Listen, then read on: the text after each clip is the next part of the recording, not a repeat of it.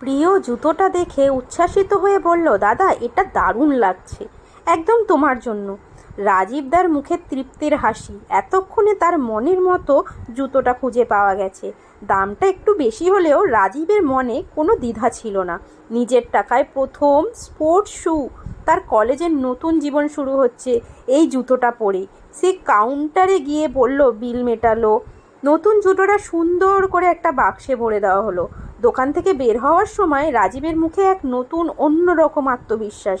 এই জুতো শুধু পায়ের সঙ্গী হবে না, তার স্বপ্নের সঙ্গী হবে, নতুন পথে চলার প্রেরণা। প্রিয়া তার পাশে হেঁটে যাচ্ছিল।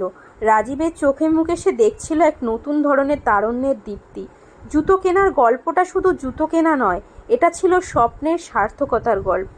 তোমাদের যদি এই গল্প আর এই শপিং ভালো লেগে থাকে, অবশ্যই লাইক, শেয়ার আর সাবস্ক্রাইব করতে কিন্তু ভুলে যেও না। নমস্কার।